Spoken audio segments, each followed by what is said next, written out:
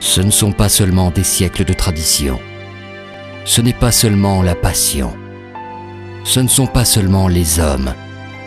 Et pas même seulement la nature. Les parfums et les saveurs sont ici, dans l'air.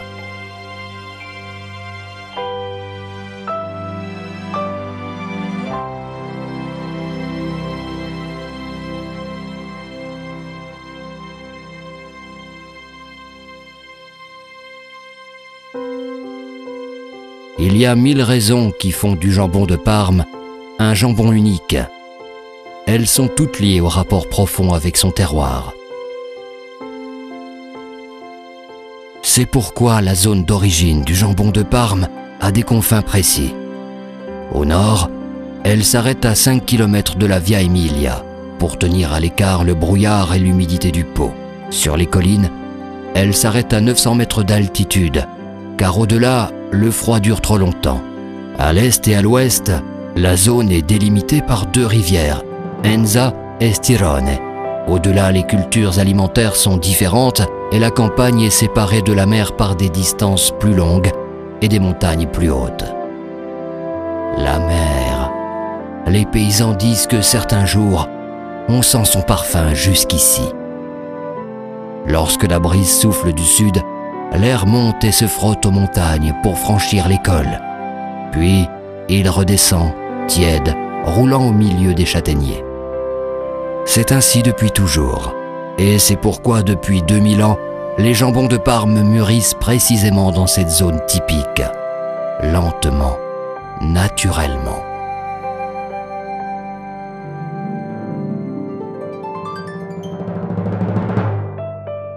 Des siècles d'évolution imperceptible, de secrets pour conserver les cuisses de plus en plus douces, de croisements de races pour obtenir des porcs grands, forts et des viandes tendres. C'est ainsi que la grande tradition du jambon de Parme est née, de la longue succession de petits et grands secrets transmis de père en fils, dans un rapport constant entre l'homme et la nature.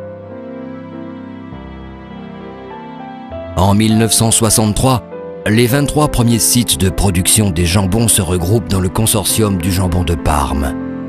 C'est ainsi que voit le jour l'organisation des producteurs qui défendent l'unicité du roi des jambons, qui utilisent et préservent la méthode de fabrication traditionnelle.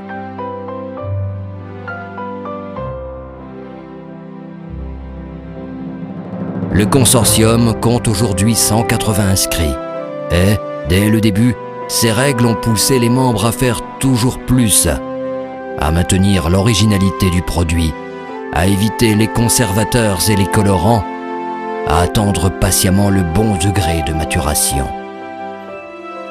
C'est aussi grâce à cette vaillante défense de la tradition que l'État italien établit pour le jambon de Parme une loi de protection spécifique. Plus récemment, l'Union européenne reconnaît à notre jambon l'appellation d'origine protégée. Les règles garanties par le consortium sont vérifiées par un institut de certification, l'Istituto Parma Qualità. Les règles et les procédures sont de plus en plus sévères. La filière est contrôlée à chaque passage. De chaque porc, on connaît les origines, la date de naissance, les lieux et les méthodes d'élevage. Ce sont exclusivement des porcs nés et élevés dans 11 régions du centre-nord de l'Italie, car ils sont traditionnellement lourds et leurs viandes sont fermes et tendres.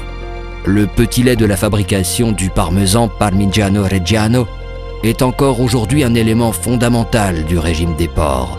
Et c'est ainsi depuis des siècles dans les zones typiques de production. Et pour finir, il faut de l'air, du sel et beaucoup de temps. Au moins 12 mois de maturation. Ce sont les seuls additifs utilisés dans la production du jambon de Parme.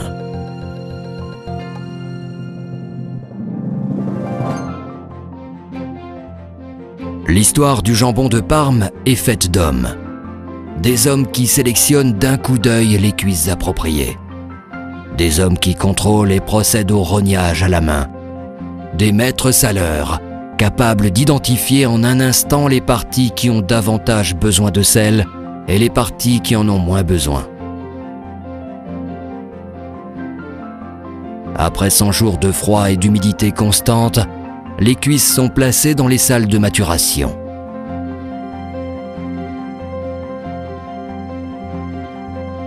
Ici, pendant 3 mois, on ouvre et ferme les fenêtres pour protéger les cuisses du soleil et pour faire circuler l'air de la campagne.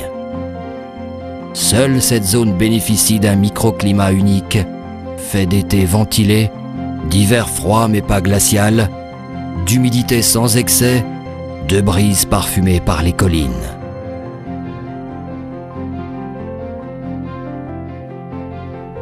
Au 7e mois, on procède toujours à la main à l'application de saindoux, une pâte faite de graisse et de poivre, pour protéger et adoucir la partie exposée à l'air.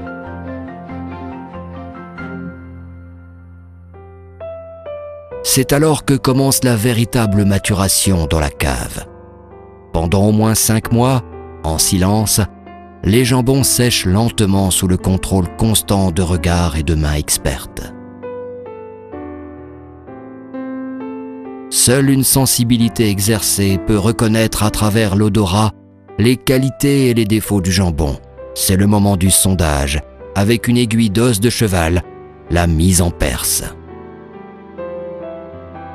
Une fois le dernier contrôle passé, la cuisse est marquée au fer rouge avec la couronne ducale à 5 pointes et l'inscription « Parma ». Ce n'est qu'alors qu'il devient un jambon de Parme.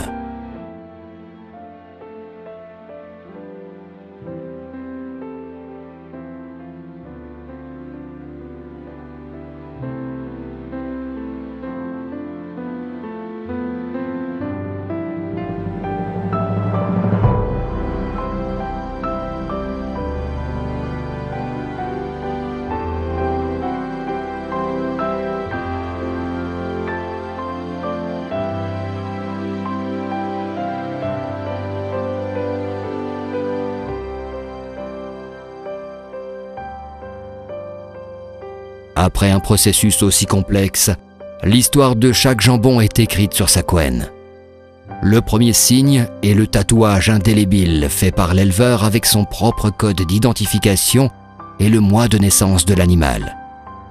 L'abattoir signe avec une marque au fer rouge qui trace le numéro d'identification de l'établissement et le sigle PP qui garantit la conformité de la cuisse pour la production du jambon de Parme. Le mois et l'année de début de la maturation sont indiqués en relief sur le sceau métallique, ainsi que le sigle du Consorzio del Prosciutto di Parma. À la fin, après la vérification de tous les passages, le jambon est marqué au fer rouge avec la couronne ducale. En dessous, on trouve le sigle de l'établissement de maturation. Seule la présence de la couronne du consortium garantit qu'il s'agit d'un jambon de Parme. Car seule cette couronne assure la conformité de chaque phase du processus dans toute la filière.